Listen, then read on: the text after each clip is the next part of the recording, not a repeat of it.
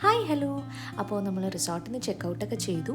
ഇനി നമ്മൾ പോകുന്നത് വയനാട് തന്നെയുള്ള തിരുനെല്ലി എന്ന് പറഞ്ഞിട്ടൊരു സ്ഥലത്താണ്. അപ്പോൾ അവിടെ ഒരു പ്രശസ്തമായ വിഷ്ണു ക്ഷേത്രമുണ്ട്. അതുപോലെ തന്നെ അതിമനോഹരമായ ഒരു സ്ഥലം കൂടിയാണ് ഈ തിരുനെല്ലി എന്ന് പറയുന്നത്. അപ്പോൾ അങ്ങോട്ടേക്കാണ് നമ്മൾ പോയിക്കൊണ്ടിരിക്കുന്നത്. തിരുനെല്ലി എന്ന് പറയുന്നത് നെൽപ്പാടങ്ങളും കൃഷിസ്ഥലങ്ങളും ഒക്കെ നിറഞ്ഞൊരു പ്രദേശമാണ് കേട്ടോ.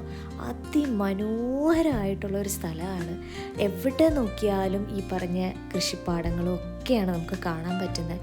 ഇതിൻ്റെയൊക്കെ നടുവിൽ കൂടെ നമ്മൾ റോഡിൽ വണ്ടിയിൽ പോകുമ്പോൾ എന്ത് രസമാണെന്നറിയോ കാണാനായിട്ട്. എനിക്ക് ഭയങ്കരമായിട്ട് ഇഷ്ടപ്പെട്ടു. അങ്ങനെ ഞങ്ങൾ അമ്പലത്തിലെത്തി. ഈ അമ്പലം നിൽക്കുന്ന സ്ഥലവും ഭയങ്കര ഭംഗിയാണ് കേട്ടോ. പുറകിൽ മൊത്തവും മലകളും ഒക്കെയാണ്, നല്ല ഭംഗിയാണ് കാണാൻ.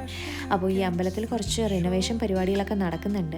അപ്പോൾ നട അടയ്ക്കുന്ന സമയം അടുപ്പിച്ചാൽ ഞങ്ങൾ എത്തിയത്. അവിടെ തന്നെ വേഗം തന്നെ പോയി തൊഴുതു തിരിച്ചിറങ്ങി. ഇനി നമ്മൾ പോകുന്നത് നെട്ടറ എന്ന് പറഞ്ഞിട്ടൊരു ഗ്രാമത്തിലേക്കാണ് കേട്ടോ. തിരുനെല്ലിയിൽ തന്നെയുള്ള ഒരു ഗ്രാമമാണ്. അപ്പോൾ ഈ ഗ്രാമത്തിലേക്ക് നമ്മൾ എൻ്റർ ചെയ്യുന്നത് ഒരു പാലം കടന്നിട്ടാണ്. അപ്പോൾ ആ പാലത്തിൽ നിന്നുള്ള വ്യൂ ആണ് നിങ്ങളിപ്പോൾ ഈ കാണുന്നത് കേട്ടോ. അതിമനോഹരമാണ് കേട്ടോ. എന്താ പറയുക, ഒരു സീനറിയിലൊക്കെ കാണുന്ന മാതിരിയാണ് എനിക്ക് തോന്നിയത്. നമുക്കിതാ ആ വെള്ളം കാണുന്ന സ്ഥലത്തേക്ക് നമുക്ക് നടന്നു പോവാം. അപ്പോൾ ഈ ഫുള്ള് ഈ വരമ്പത്തൂടെയാണ് കേട്ടോ നടന്നു പോകേണ്ടത്. ഭയങ്കര രസമാണ് കേട്ടോ. അപ്പോൾ എനിക്ക് തോന്നുന്നത് ഈ നെൽപ്പാടങ്ങളൊക്കെ, അതായത് കൃഷി ചെയ്യുന്ന സമയത്ത് ഇതിൽ നിന്ന് ഭയങ്കര ഭംഗിയായിരിക്കും. ഈ സ്ഥലമൊക്കെ ഫുള്ള് പച്ചപ്പായിരിക്കും. പശുക്കളൊക്കെ മെയ്യുന്നുണ്ട്. ഒരു പക്കാ ഗ്രാമം. എന്താ പറയുക, എനിക്ക് ഭയങ്കര ഇഷ്ടമാണ് ഇങ്ങനത്തെ സ്ഥലങ്ങളൊക്കെ കേട്ടോ. അങ്ങനെ ഞങ്ങൾ ഇതാ കാലൊക്കെ ഒന്ന് നനച്ച്, നല്ല തണുപ്പുണ്ടായിരുന്നു കേട്ടോ വെള്ളത്തിന്. സമയം കുറവായതുകൊണ്ട് ഞങ്ങൾക്ക് കൂടുതൽ എക്സ്പ്ലോർ ചെയ്യാൻ പറ്റിയില്ല. അതുകൊണ്ട് ഞങ്ങൾ കുറച്ച് നേരം നിന്ന് അവിടുത്തെ സ്ഥലങ്ങളൊക്കെ ഒന്ന് കണ്ടിട്ട് ഞങ്ങൾ അപ്പം തന്നെ ഇറങ്ങി തിരിച്ച്. അപ്പോൾ അങ്ങോട്ട് പോയപ്പോൾ നമ്മൾ ബന്ദിപ്പൂർ ടൈഗർ റിസർവ് വഴിയാണ് പോയതെങ്കിൽ തിരിച്ച് വരുന്നത് നാഗർഹോൾ ടൈഗർ റിസർവ് വഴിയാണ് കേട്ടോ. അപ്പോൾ ബന്ദിപ്പൂർ പോലെ തന്നെ ഭയങ്കര ഭംഗിയാണ് നാഗർഹോൾ ടൈഗർ റിസർവും. ഒരു 5 o'clock ഞങ്ങൾ എൻ്റർ ചെയ്തു. 6 o'clock നമുക്ക് എക്സിറ്റ് ചെയ്യേണ്ടതുണ്ട്. ക്ലോസിംഗ് ആണ്.